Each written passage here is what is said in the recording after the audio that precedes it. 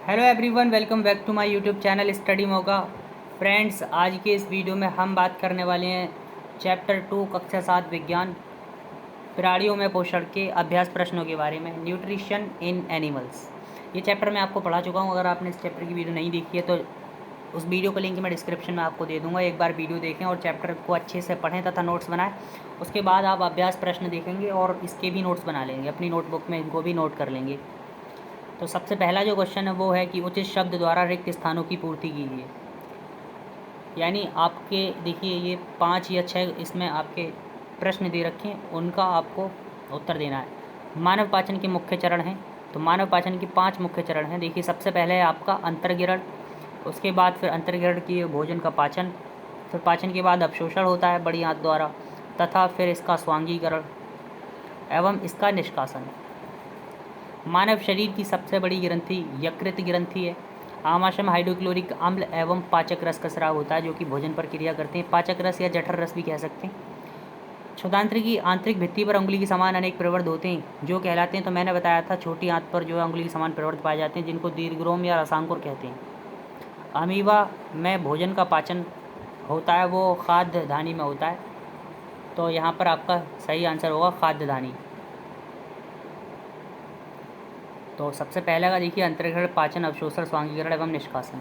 सबसे बड़ी ग्रंथि यकृत ग्रंथि, पाचक रस का स्राव होता है, जिसको जठर रस भी कहा जाता है, और ये अंगुली के समान प्रवर्त जो होते हैं दीर्घरोम कहलाते हैं। अमीबा भोजन अपना पाचन किसमें करता है? खाद्यधानी में। नेक्स्ट जो है वो है आपका सही एवं गलत कथन का आपको चयन करना है, यानी सत्य एवं असत्य कथन बताना है। तो प्रश्न 2 में आपको सही कथन एवं गलत कथन का चुनाव करना है। सबसे पहला कथन है कि मंड का पाचन, स्टार्च का पाचन जो है वो आमाशय से प्रारंभ होता है, मतलब आमाशय से शुरुआत होती है। तो मैंने देखिए आपको पाचन पढ़ाते टाइम बताया था कि मुख में उपस्थित लार रस में पाया जाता है आपका टाइलिन एंजाइम, जो कि मंड का पाचन जो है शर्करा में कर देता है। तो ये कथन आपका गलत हो जाएगा। जीभ लाल ग्रंथि को भोजन के साथ मिलाने में सहायता करती है, इसका आंसर सही हो जाएगा। पित्ताशय मंड पित्तरस अस्थायी रूप से भंडारित होता है, ये भी आपका कथन सही हो जाएगा। तथा रूमिनेंट ऐसे पशु होते हैं, मतलब रूमिनेंट जो कि पहले भोजन को खा लेती हैं तथा बाद में ये जो आमाशय में उनके इकट्ठा हो जाता है, जिसको रूमेन कहते हैं, रूमेन भाग में इकट्ठा हो जाता है भोजन। वहाँ से फिर वे धीरे धीरे निकली हुई घास को अपने मुख में लाकर धीरे धीरे चबाते रहते हैं, जैसे हम जुगाली भी कहते हैं। आपने देखा होगा गाय भैंस ये जो है जुगाली करते रहते हैं, मतलब बाद में भोजन खाते रहते हैं। तो रूमिनेंट कहलाते हैं ऐसे जीव जो हैं, रूमिनेंट कहलाते हैं। तो रूमिनेंट इसमें पूछा गया है कि रूमिनेंट निकली हुई घास को अपने मुख में वापस लाकर धीरे धीरे चबाते रहते हैं, ये कथन आपका सही हो जाएगा, एकदम करेक्ट।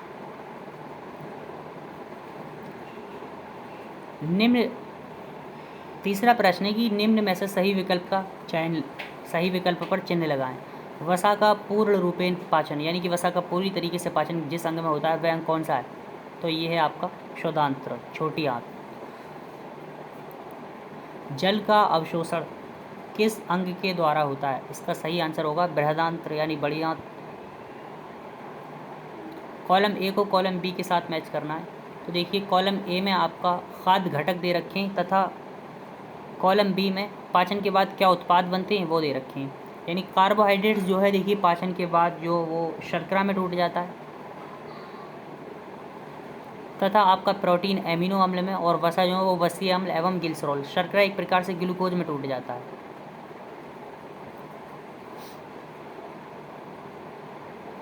अब जो आपके देखिए ये आपका डिस्क्रिप्टिव क्वेश्चन आ गए। तो पहला क्वेश्चन है कि दीर्घरोम क्या है, वे कहाँ पाए जाते हैं एवं उनके कार्य क्या है।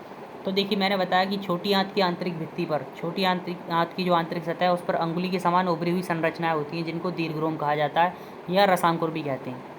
दीर्घरोम पचे हुए भोजन के अवशोषण हेतु जो सरफेस एरिया है उसको बढ़ा देते हैं।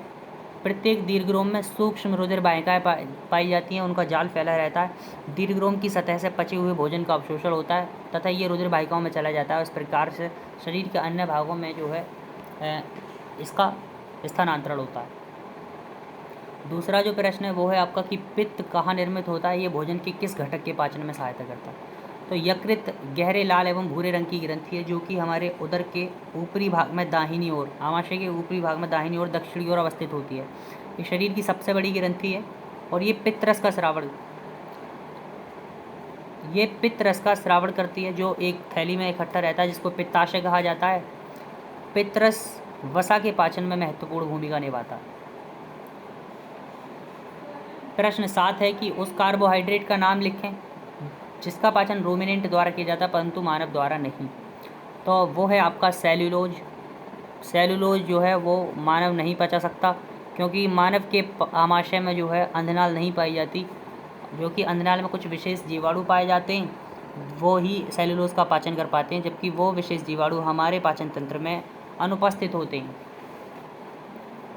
क्या कारण है कि हमें ग्लूकोज से ऊर्जा तुरंत प्राप्त होती है? शरीर में अत्यधिक ऊर्जा कार्बोहाइड्रेट के पाचन से प्राप्त होती है। ग्लूकोज जो है वो कार्बोहाइड्रेट का एक रूप है। कार्बोहाइड्रेट की सिंपलेस्ट फॉर्म है ग्लूकोज। शरीर में ग्लूकोज का पाचन एवं सीधा ही अवशोषण होता है, जिसके कारण क्या होता है, ग्लूकोज से तुरंत ऊर्जा प्राप्त होती है। अब आहार नाल के कौन से भाग द्वारा निम्न क्रियाएं संपादित होती हैं?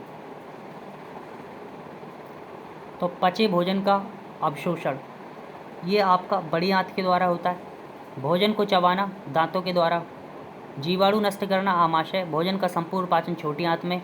और मल का निर्माण वो मलाशय में। प्रश्न 10 है कि मानव एवं अमीबा के पोषण में कोई एक समानता, कोई एक अंतर लिखें। समानता क्या है? समानता ये है कि मानव एवं अमीबा दोनों में भोजन जो होता है उसमें पाचक रसों का निर्माण होता है तथा पाचक रसों द्वारा ही भोजन को सरल पदार्थों में तोड़ा जाता है। अंतर क्या है? अंतर ये है कि मानव को भोजन पचाने के लिए उसे चबाना पड़ता है, परंतु अमीबा को ऐसा कुछ नहीं करना होता। अब देखिए प्रश्न 11 है, इसमें आपको 2 कॉलम दे रखे हैं। कॉलम ए को कॉलम बी से मैच करना है। कॉलम ए में लाल ग्रंथि तथा पित्त रस का स्रावण, मतलब कॉलम ये आपको ग्रंथियाँ या दे रखी हैं और फिर उनसे किस चीज़ से स्रावण होता है, इस चीज़ को मैच करके आपको बताना है। लाल ग्रंथि जो होती हैं वो लाल रस का स्रावण करती हैं। यकृत पित्त रस का स्रावण। आमाशय अम्ल का निर्मोचन यानी अम्ल रिलीज करता है, जो कि उसमें जीवाणु को मारता है, भोजन में आए हुए जीवाणुओं को। क्षुदांत्र जो है वो बृहदांत्र जल का अवशोषण करती है। चौदांत्र में पाचन जो है पूरा होता है। ये आपका इस प्रकार से मैच हो जाएगा। मलाशय मल के त्याग करता है। आपको देखिए एक चित्र दे रखा है, उसमें इन अंगों के आपको नाम बताने। तो आप अगर ध्यान से देखें तो ये वाला जो भाग है आपका आमाशय के इधर वाला भाग, ये पित्ताशय कहलाता है, जिसमें पित्तरस एकत्रित रहता है। तथा ये आप आमाशय देख सकते हैं कि रसिका से जुड़ा हुआ है, एक तरफ छोटी आंत से जुड़ा है। इसके बाद आमाशय के ठीक नीचे स्थित एक चीज़ देखिए, एक ग्रंथि है जिसको अग्नाशय कहा जाता है। बड़ी आंत तथा ये छोटी आंत है एवं मलाशय से जुड़ी होती है, जिससे हम अपशिष्ट पदार्थों का निष्कासन कर देते हैं। प्रश्न संख्या 13, क्या हम केवल हरी सब्जियों या घास का भोजन कर जीवन का निर्वाह कर सकते हैं? चर्चा कीजिए। नहीं कर सकते, क्योंकि केवल हरी घास या सब्जियां खाने से जीवन का निर्वाह नहीं हो सकता, क्योंकि हरी सब्जी में थोड़ी मात्रा में सेल्यूलोज, विटामिन तथा खनिज लवण होते हैं, जो कि जीवन निर्वाह के लिए पर्याप्त नहीं है। जीवित रहने के लिए हमें और भी पोषक पदार्थ चाहिए, जैसे कि कार्बोहाइड्रेट, प्रोटीन तथा वसा। इसके लिए हमें ऐसे आहार की आवश्यकता होगी जिसमें ये पोषक पदार्थ पाए जाते हों, कार्बोहाइड्रेट, प्रोटीन, वसा। इसलिए हम खाली घास या हरी सब्जी से जो है जीवन का निर्वाह नहीं कर सकते। तो ये थे आपके अभ्यास प्रश्न। उम्मीद करता हूँ आप सभी के समझ में आए होंगे। मिलते हैं आपसे नेक्स्ट वीडियो में। जुड़े रहिए हमारे चैनल के साथ। धन्यवाद।